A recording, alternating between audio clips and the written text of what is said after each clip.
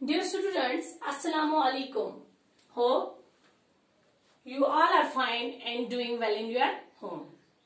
Now, today our topic is punctuation marks part 2. बच्चों कल जो हमारा ये जो कल हमने पढ़ा था punctuation marks के बारे में, तो आधे पॉइंट थे जिनको हमने डिस्कस किया था, जो रह गए उन्हीं को हम आज कंटिन्यू करेंगे।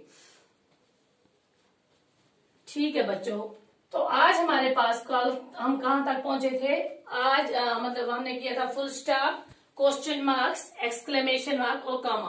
तो आज हमारे पास आ गया पांचवा semi colon. Semi colon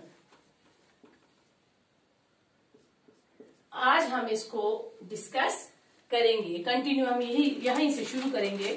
semi colon है हमारे पास। नाउ ये है इसका। Now the semicolons is used to combine closely related sentences. Now what are these closely related sentences? I given an example.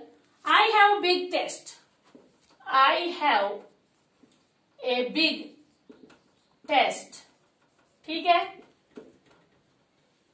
Semicolon का हम यहां पे इस्तेमाल करेंगे, रुकेंगे थोड़ी देर के लिए। I can't go out tonight.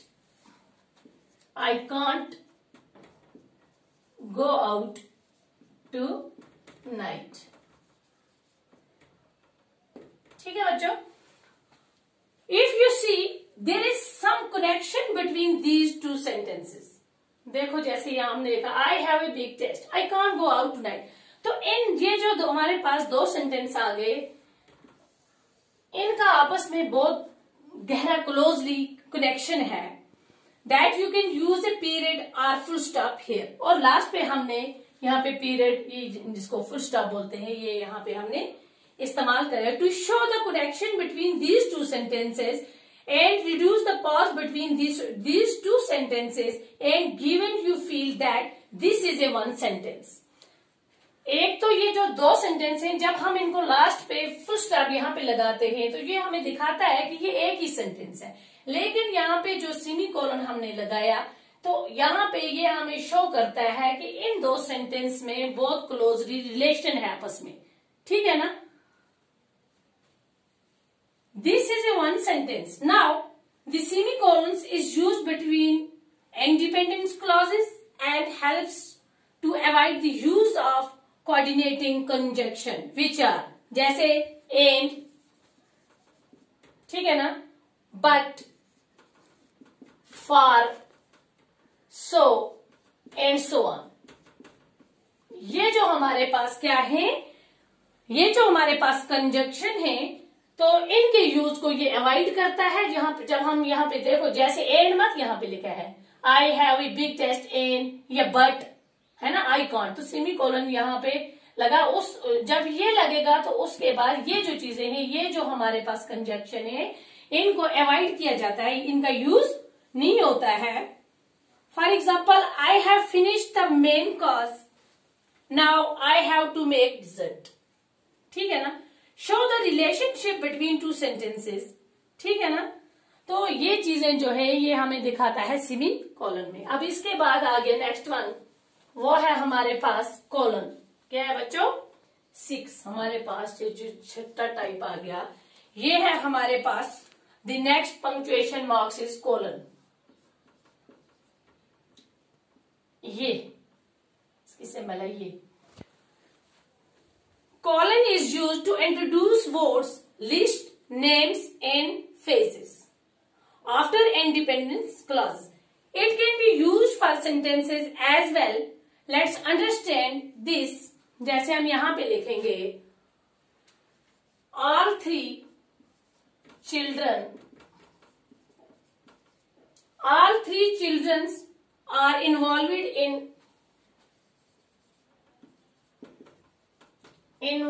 in art। ठीक है ना? क्या लिखा हमने यहाँ पे? all 3 children involved in art। यहाँ पे हमने अब लगाना है, कोलन का इस्तेमाल यहाँ पे होगा। तो इसके बाद हम क्या लिखेंगे?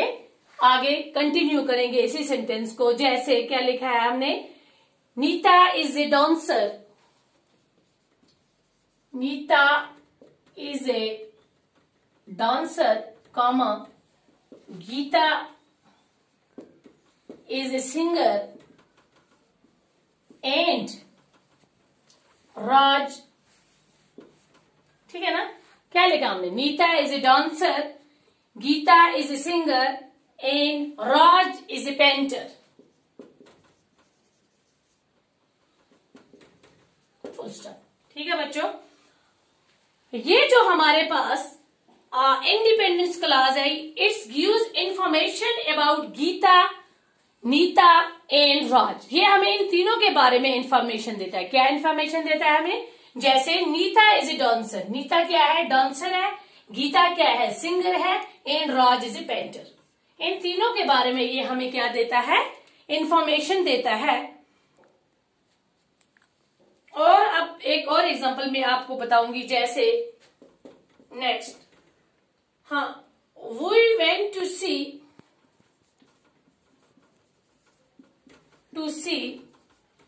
ठीक है ना, 3 cities in Italy, 3 cities in Italy।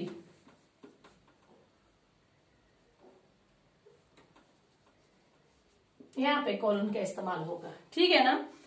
तो फॉलोड बाय ये कोलन, ये है कोलन, ठीक है ना, फॉलोड बाय ये कोलन। आगे हम लिखेंगे कौन कौन सी सिटीज, कौन कौन सी, रोम, शाबाश, फ्लोरेंस एंड वेनिस, ठीक है ना। यहां पे अब आपको पता चल गया कोलन के इस्तेमाल कहां कहां पे होता है बच्चों, शाबाश, हाँ, good, very good. we want to see 3 cities in Italy। अगर हम चाहते हैं 3 सिटीज इटली की देखने की, कौन कौन सी है, कोलन का फॉलोड बाय कोलन, इसका इस्तेमाल करके रोम, फ्रांस, फ्लोरेंस है, वेनिस। तो this is the use of colon. अब हमारे पास लास्ट वन जो है वो हमारे पास है epistrophe.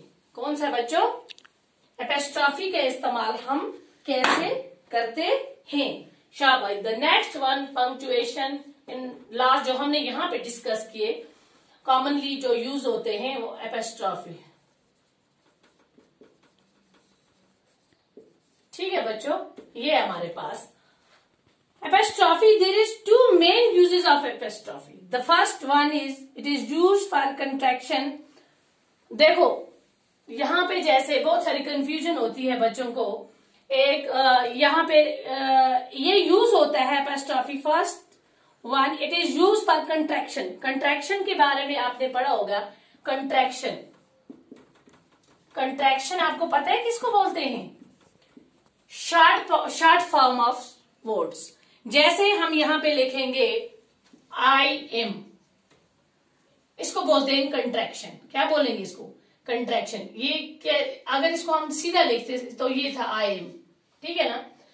Contraction is basically in these words the epistrophe is used in place of the missing और ओमिटेड, शाबाश, वर्ड्स।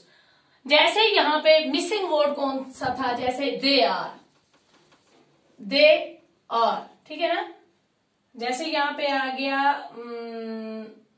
शाबाश, कौन सा वर्ड, हाँ, आई एम, दे आर, या शी इज, ठीक है ना, शी इज। तो ये आगे कंट्रैक्शन वर्ड्स, ये आगे कंट्रैक्शन वर्ड्स हमारे पास तीनों। अब इनको जब हम लिखेंगे, यहाँ पे मिसिंग वर्ड्स कौन कौन से, जैसे यहाँ पे ए मिसिंग था, ठीक है ना, आई एम, यहाँ पे दे आर, ए है, और यहाँ पे क्या है, इज, आई, शी इज। तो जब हम इनको हटाएंगे तो ये बन जाएगा हमारे पास कंट्रैक्शन वर्ड्स। तो इसको क्या बोलेंगे हम, कंट्रैक्शन वर्ड्स। तो ये हमारे पास आ गए कंट्रैक्शन वर्ड्स। जब हम इनको क्या करेंगे, फुल फॉर्म में लिखेंगे तो फिर ये कंट्रैक्शन नहीं है। जब हम इनको लिखेंगे लॉन्ग टर्म में तो ये बन जाएगा हमारे पास ये। तो बच्चों ये था हमारा आज का ये जो मतलब ये टॉपिक था, इसका लास्ट जो हमारे पास ये है, if there are written in full form you don't need the apostrophe. जब हम लिखेंगे आई एम या दे आर तो हमें कोई जरूरत नहीं है एपोस्ट्रोफी की लिखने की। एपोस्ट्रोफी का इस्तेमाल हमें नहीं करना है। जब हम इनको शॉर्टकट फॉर्म में लिखेंगे, कंट्रैक्शन वर्ड्स में लिखेंगे, तो हमने ऐसे लिखना है, ठीक है ना। इसका एपोस्ट्रोफी का इस्तेमाल करना है और इसका फुल फॉर्म का इस्तेमाल नहीं करना है, शॉर्ट फॉर्म का इस्तेमाल करना है, ठीक है। जैसा हमारे पास, जैसे हम आपको दिखाएंगे यहाँ पे शो पोजिशंस, POSSESSION, जैसा हम आपको बताएंगे गीतास, ठीक है ना, या हम आपको बताएंगे चार्ल्स, ठीक है। तो बच्चों गीतास जो है, यहाँ पे जो एपोस्ट्रोफी का इस्तेमाल यहाँ पे ये जो हुआ है, तो to show it's belongs to Geeta, Geeta's books, Geeta's car, तो ये हमें ये एपोस्ट्रोफी जो हमें दिखाता है ये गीता का है, गीता की कार है, गीता की किताब है, गीता का सूट है, तो it shows Gita. Now in case of plurals nouns you need to write a after the s in this case। जैसा हम प्लूरल में अगर लिखेंगे बच्चों तो हम कैसे लिखेंगे, हाँ जैसे हम लिखेंगे गर्ल्स, ठीक है ना, या हम लिखेंगे बॉयज, या हम लिखेंगे years, ठीक है बच्चों। तो अब इन प्लूरल्स में एस के बाद हम ये एपोस्ट्रोफी का इस्तेमाल करेंगे, ठीक है ना। एस के बाद इसको इस्तेमाल करना है। You need to write a apostrophe after the S, इसके बाद आप इसका इस्तेमाल करेंगे, तो ठीक है। ये आ गया हमारे पास एक चीज। अब मैं बताती हूं आपको। नाउ देयर इज वन, हाँ यहाँ पे आ गया, ये जो है ना, ये मैंने आपको बताया क्या, मतलब प्लूरल्स में, जैसे प्लूरल प्रोनाउंस में हम लिखेंगे, हाँ पोजेसिव प्रोनाउंस में जैसे हम लिखेंगे हर्स, योर्स या अवर्स, ठीक है ना। तो इसमें आप क्या करोगे बच्चों, you need to be careful in case of possessive pronouns, ठीक है ना, जैसे her, yours, ours and may others. Possessive punctuation marks you do not add apostrophes जब हम लिखेंगे yours, hers, तो इस या ours, तो इसमें हमें apostrophe का इस्तेमाल नहीं होता है। अब हमारे पास एक और चीज है। Now there is one topic which confuse a lot of students, that is the use of words। वो हमारे पास जैसे आ गया बच्चों its और its, दो चीजें हैं हमारे पास। इसमें बहुत सारे स्टूडेंट्स या बहुत सारे पीपल जो हैं वो क्या हो जाते हैं, कंफ्यूज हो जाते हैं। तो इट है, ये जो हमारे पास इट्स है, तो ये है बच्चों, now it is contracted words. ये क्या है हमारे पास, कंट्रैक्टेड, ठीक है ना, ये कंट्रैक्शन फॉर्म में है हमारे पास। अगर हम इसको फुल फॉर्म में लिखेंगे तो ये है, इसको बोलेंगे हम इट हैज, या हम इसको लिखेंगे इट इज, ठीक है ना। अब कैसे लिखेंगे, it has, it is use to show, मतलब ये हमें मौके की नोयत को देख के लिखे, जैसी भी वहां पे सिचुएशन होगी उसी हिसाब से हमें ये एडजस्ट करना है। It depends on the situations, it has या इट इज। तो ये कौन सा है हमारे पास, ये हम बोलते हैं ना, it is not the contracted form, these are not same two words. जैसे लिखने में ये है इट्स और इट्स, तो बहुत सारे लोग कंफ्यूज हो जाते हैं। मैं आपको ये बताऊं तो ये सेम नहीं है, ये बहुत मुख्तलिफ है, बहुत सा different.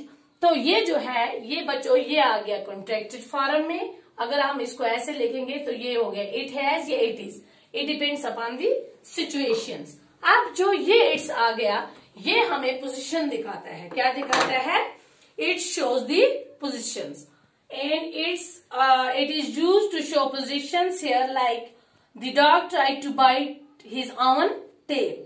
Here is not the contracted form, it is the position form, ठीक है ना। तो अब इसके बारे में अब आपको क्लियर हो गया। It is the position form of its, ये इट्स ये हो गया, और ये इट्स जो है ये है कंट्रैक्शन फॉर्म में. Hope you understand the concept and usage of punctuations marks.